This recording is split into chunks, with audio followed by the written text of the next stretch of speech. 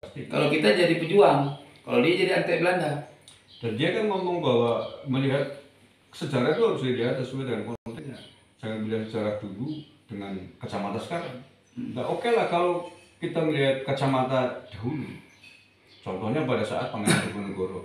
Pangeran Diponegoro pada saat itu melihat Belanda sebagai penjajah, maka perangnya judulnya Perang Sabir.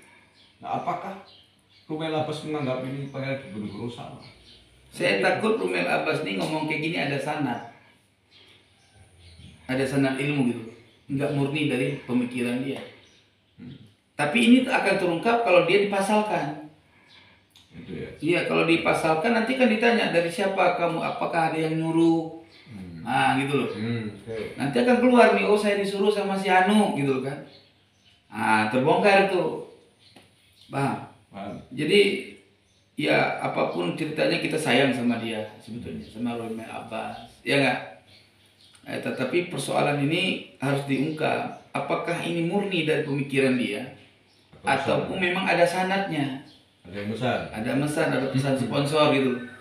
Nah kalau memang murni dari pemikiran dia, kita kasih tahu bahwa pemikiran itu salah besar dan bisa menjadi efek imbas kepada dia ya, melanggar hukum ya, harus dipasalkan juga.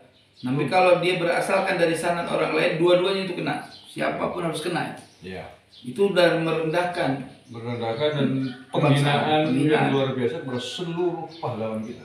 Seluruh pahlawan nasional yang gugur melawan Belanda, dianggap sebagai melawan pemerintah yang sah, dianggap sebagai pemakar, dianggap sebagai pemberontak yang dalam konteks asal aja kita kan haram.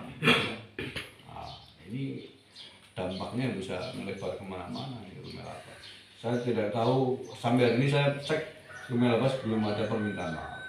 Dan mudah-mudahan tokoh-tokoh bangsa kita hari ini nggak usah minta maaf dia. Nggak usah ya. Ngapain dia minta maaf? Itu kan ideologi dia. Ya kita sebagai anak bangsa pasalkan. Langsung perkarakan aja ya. Minta maaf juga harus dipasalin. Maaf diterima, hukum tetap harus berjalan.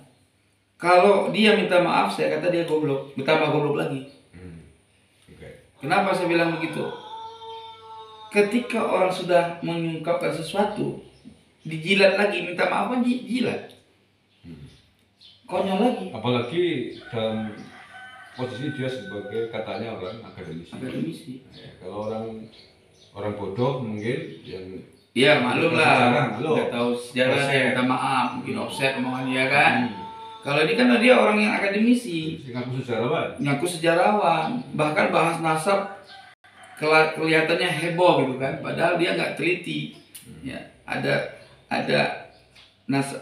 kitab yang dibahas itu offset sanad tuh nggak tahu dia. Jadi orang seperti ini dia menyampaikan ideologinya sebenarnya.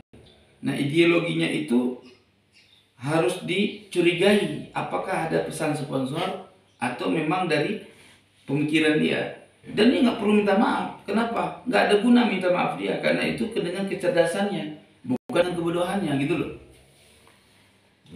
Apapun dia sekarang nggak minta maaf, ya kita nih ya giring orang-orang seperti ini kepada jalur hukum. Mudah-mudahan ada yang mau memproses ke jalur hukum. Karena ini juga pelecehan yang luar biasa kepada para pahlawan kita yang sudah gugur. Ya Ahok aja bisa digiring ke hukum gara-gara offset dia bicara tentang Al-Quran. Ya nggak berhak, dia bukan Islam kok bicara Al-Quran kan gitu loh. Ya. Itu dia diproses secara hukum. Kenapa Rumel juga yang udah offset, dia membawa yang dia nggak paham di dalamnya, nggak diproses? Harus diproses. Jangan nanti membedakan kok Ahok diproses yang lain tidak, kan gitu. Besok akan muncul orang yang akan berani seperti dia menyampaikan tentang kebenaran Utsman bin Yahya bukan antek Belanda, orang yang menjalani pemerintah Belanda dianggap pemerintahan yang sah. Berarti fatwa Utsman bin Yahya itu hak alal hak, sehingga ulama kita yang melawan Belanda batilun alal batil. Jangan sampai begitu. Ya, betul. Itu saya secara pribadi saya ingin orang-orang seperti ini dikasih pelajaran hukum lah, supaya esok-esok hari dia tidak berani lagi menyampaikan sesuatu yang ngawur gitu. Oke, sepakat. Saya mudah-mudahan udah yang memperkarakan. Ada lagi saya yang mau tambahkan? Udah.